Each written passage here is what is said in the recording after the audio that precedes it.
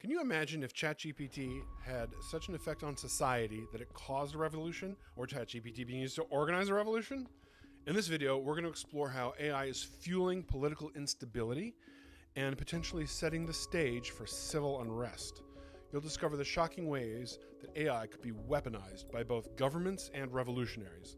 And don't miss out on this crucial information about the future of society, because our lives hang in the balance. Most people haven't accepted the fact that in 2020, Western society passed from an age of stability into an age of revolution. But it happened. And we're going to talk about it. I'm Evan Goldstein. I'm a licensed professional engineer, and I'm a data scientist. And I'm building the AI Capitalist channel to describe how you can arm yourself for the AI revolution. But flesh and blood human history hasn't stopped just because we've got this great new tool. Actual political revolutions involving gunpowder, revolution, civil war, blood in the streets, and state collapse are still a very real possibility.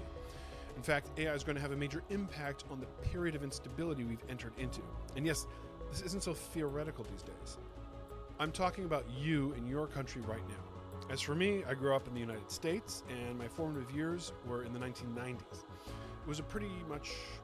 It was pretty much the opposite of revolutionary. The West had just won the Cold War and was confidently striking out across the world with capitalist expansion through globalization.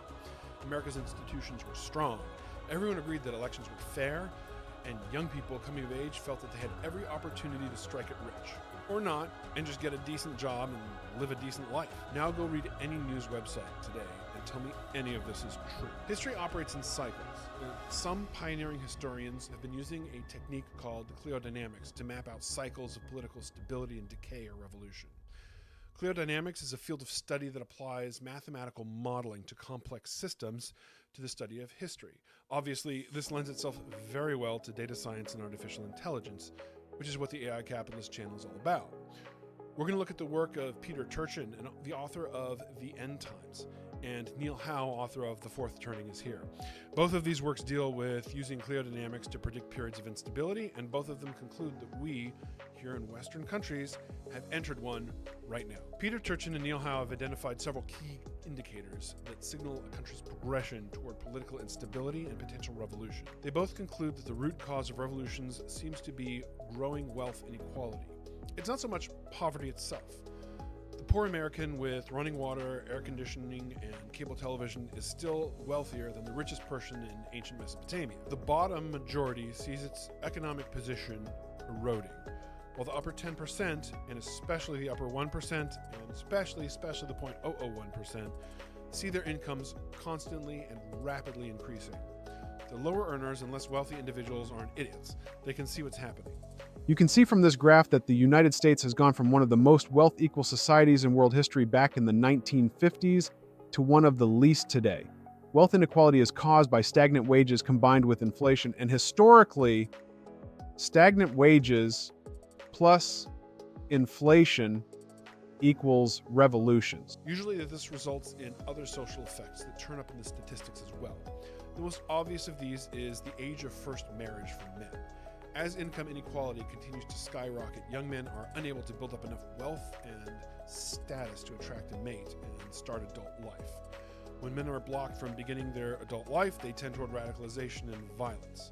The key indicator is that when the average age of marriage for men exceeds 28, this has always triggered a war in history, either against an external enemy or an internal civil war if there's no outside bad guy to unite around. As of this year, the age of marriage for men has now reached 30.2 years of age in the United States. Both Turchin and Howe look at other indicators that span economic, social, and political domains. Another crucial economic indicator is what Turchin terms elite overproduction, where there's an excess of young graduates with advanced degrees compared to available elite positions. Social and political indicators include declining trust in institutions, escalating public debt, and increasing polarization between different social groups. Turchin also introduces the concept of a wealth pump, a system where wealth is transferred from the many in the lower earning incomes to a chosen few in the higher earning incomes, leading to a popular immiseration and elite overproduction, and a significant decline in relative wages compared to GDP. Both Turchin and Howe emphasize the cyclical nature of these trends. Turchin's model predicted a spike in political instability around 2020. while Howe describes generational cycles, with the current period being a crisis phase. These factors tend to reinforce each other, creating feedback loops that intensify instability over time. And just driving around the United States, I'm seeing massive homeless encampments, Midwestern cities that have become like ghost towns full of drug-addicted miscreants, and an overall feeling of extreme political hostility. Let's start with a hard truth. Revolutions are slow and quiet until they're not. And they don't always involve pitchforks and guillotines at first. We're talking social, cultural, political, and economic upheavals that can turn your business model on its head overnight. Now here's where it gets interesting. Technologies have always played a role in these revolutions, but today with AI, it's a whole new ballgame.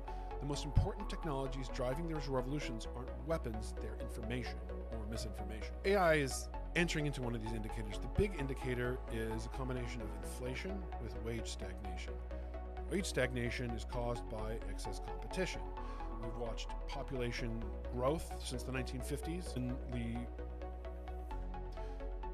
the 1950s, the United States had one of the most even wealth distributions in the world. Today, it's one of the worst wealth distributions or most uneven wealth distributions in history. A lot of this has to do with just constantly devaluing the value of labor. Now, there's always a natural population growth that happens during peacetime, and so inequality always grows as there are more and more people competing for the same number of jobs, or the number of jobs being produced is constantly increasing, but not at a fast enough rate to accommodate the increasing population. So wages go down.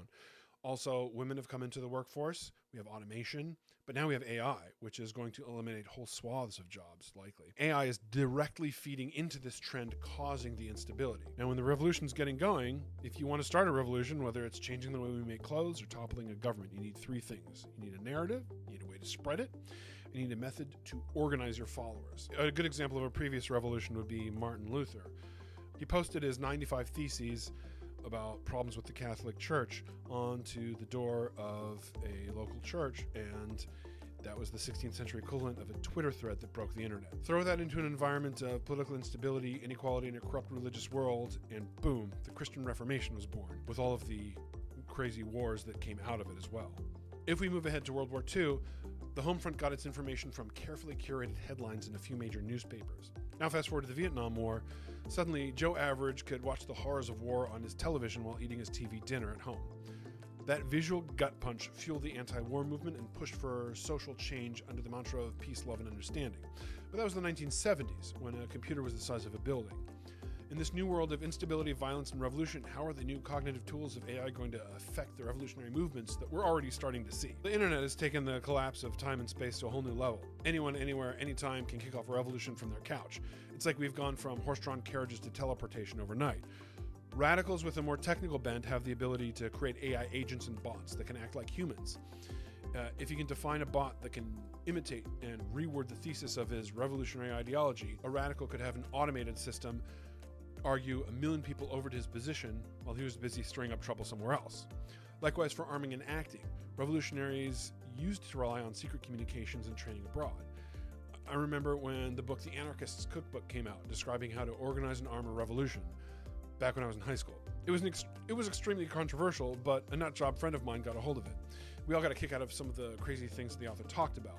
In retrospect, it just seemed kind of comical and silly to talk about revolutionary actions in the world of political stability where we were all middle-class kids with bright futures. Today, something like that could fall in more receptive eyes. But now, forget printed books. The internet can spread information everywhere, and now encryption, once available only to states, is now available to individuals. The CEO of Telegram, Pavel Durov, was recently arrested in France. He was charged with spreading illicit messages, drug running, and money laundering. However, there are many in the tech community who suspect that he was actually arrested for refusing to give governments a backdoor to hack into Telegram communications, which are encrypted. WhatsApp has also faced legal attacks in India, Brazil, as well as Western countries like the UK and the United States for refusing to offer backdoor access to governments. What this tells us is that if the governments are upset enough to take action, it's probably a pretty good hint that these apps are in fact cryptographically secure, which means that radicals do in fact have the ability to communicate securely across the world. Now, you might be thinking, great, faster, easier revolutions means more change, right? Not so fast. See, when everyone's shouting, it's hard for any one voice to be heard. We've got so many would-be revolutionaries that it's getting harder to rally enough people to make real change stick. Remember the Arab Spring? It was supposed to be the dawn of a new democratic era in the Middle East. In Egypt, revolutionaries were communicating and planning their gatherings and violent demonstrations at various locations using social media in order to evade the lower tech police who struggled and eventually failed to keep up with and quash the movement. But actual change?